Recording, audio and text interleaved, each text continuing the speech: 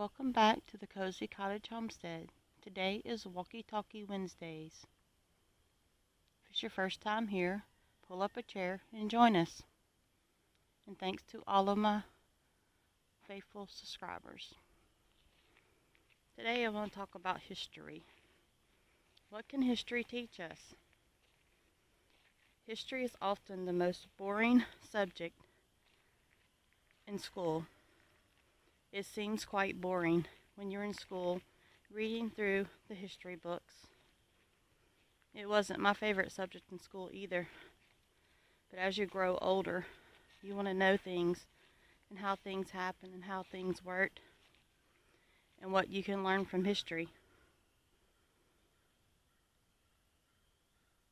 Oftentimes people call the Holy Bible a history book. Just like history, there's a lot we can learn from both.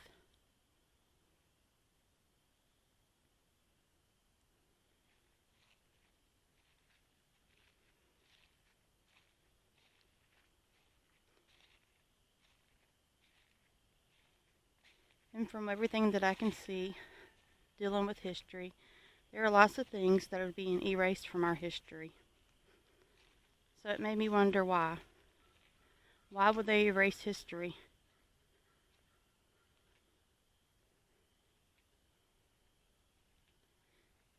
Because the world that we live in today doesn't want you to know how to be able to survive. They want you to depend on their system. If you read history and read the Holy Bible, it teaches you everything you would need to know to survive. And history tells me that the times that we are living in and the Holy Bible, that there are things that we should be doing to get prepared. Things are looking worse than they've ever looked before across the United States. And us being a younger country, other countries have already experienced these things. And they know what to do and how to handle it. But most people alive today, there are a few still left, that know what it's like to go through a Great Depression. And as boring as history may seem to you, we are living history right now, every day.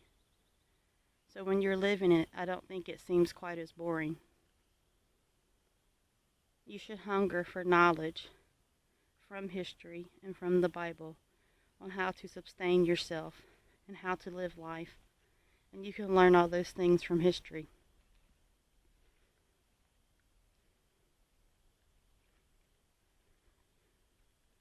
And just like with anything else in life, we prepare.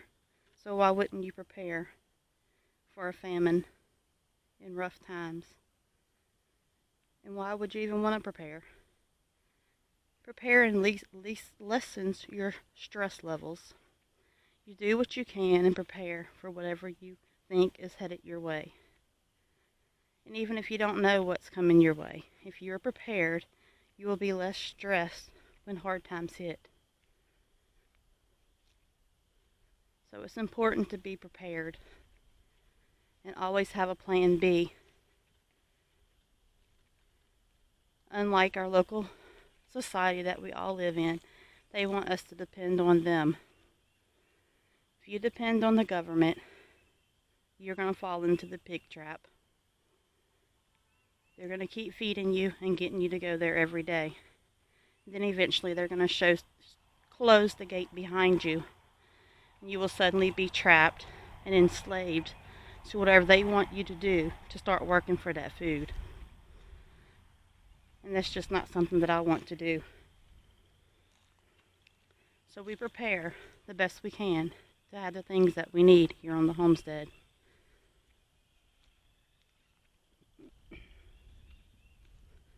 And some people think the old ways are hard, but the old ways have been proven to work. Yes, it's going to be different. It will be difficult. And I think many times people just think, well, that was history, and the rest is history. But not so much no more these days. It's getting closer and closer every day to technology falling and our government system failing, and food shortages running out.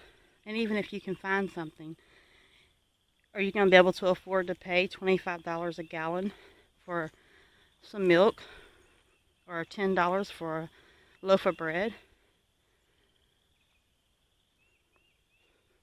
Learn some skills so you will be prepared for what's coming in the near future. And so you have the critics that say, well, what's the point in stocking up all that food? I just gave you that answer. Inflation. You'll have it on hand already. And you will learn how to rational those things out to where they will last you longer and longer and longer. And don't just depend on the grocery stores. And don't think you can stock up food for 20 years. Nobody has that kind of storage space. That would be a waste of money to buy a garage, store up 20 years of food for everyone in your family. And not only your family, your animals, your farm animals, your pets. That's just not the frugal choice, nor is it economical. So grow you some food. Learn how to grow something. Anything that you can grow is going to reduce your grocery bill dramatically. Learn how to can your food. Learn how to dehydrate food. Learn how to cut meats yourself. When you buy certain cuts of meat, all you're doing is paying someone else to cut the meat for you. Learn those skills. Learn how to butcher animals that you've raised for food for your homestead.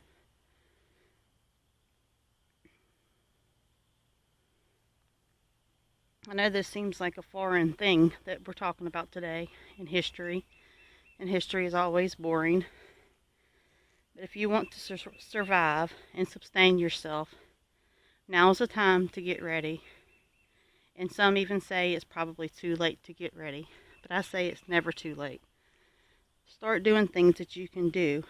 Buy an extra can of beans or a pound of dry beans or rice or flour and store those in food grade 5-gallon buckets.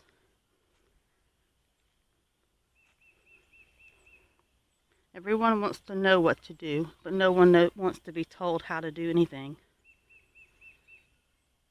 But telling others seems to be quite important. We have an urgency to let others know to be ready. God lets his people know things. He gives us signs. And those of us that have a huge heart want to make sure that everyone is able to sustain themselves. And yes, some people can help other people. But when it comes down to it, it's going to be to each his own. It's not time for petty games and drama. It's about survival. And you need to make sure you have something in your pantry that is long shelf stable that you can have for the times that we are fixing to come upon. If you don't believe me, that's your choice. Maybe you should do a little research and find out for yourself. I think most people that's on here now that is subscribed to my channel pretty much all on the same page, and we know and understand the importance of being prepared. But in case there are a few of you that's been procrastinating and just haven't decided, well, let me wait and see what happens and then maybe I'll do something. Well, I'm sorry to tell you, my friend, but that may just be too late. You should be getting ready now, preparing for what is coming our way. Don't wait until it's here. Don't wait until you have to go out and fight over a loaf of bread or a gallon of milk. Prepare ahead of time and not put yourself and your family's self in danger. Get your house in order. Be prepared the best you can. If you'd like more strategies and tips on being more prepared and how to get things prepared for the times that are coming, you can send me an email and I'll be glad to share with you some of my storage lists that I have and things that has helped me. And it's also just a way of life for me. I've always been a prepared person. I've always had plenty of whatever I need, but I also have my priorities straight. I will have things cut off. I will sell things. I will do whatever I can to stock and store the things that I think we may need in the future. No, I don't have everything done or everything figured out, and I'm not perfect. But I am a person that has always been aware and prepared. And it has helped me through a lot of hard times in my life. I just don't want anyone to starve to death and say, oh, well, nobody told me. I'm pretty sure you can just look around and everybody's getting famous and familiar with YouTube these days, with being shut in and all the lockdowns, finding something to do to entertain themselves. Well, this is real life stuff on my channel. I don't tell you things just to scare you or to boss you around. I'm telling you so that you'll be ready and you'll be prepared because I care. And I just don't want anyone that I know to suffer and starve because they just thought they had more time.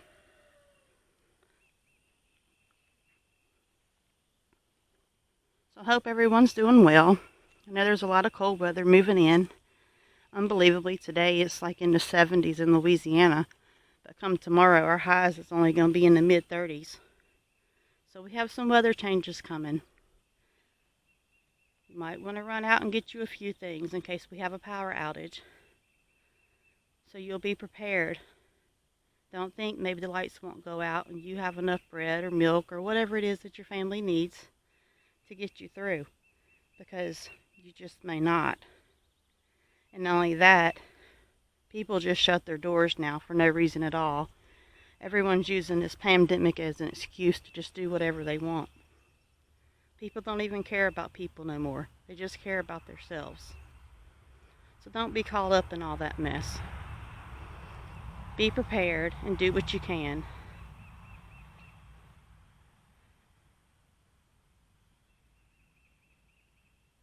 Thanks for joining me today.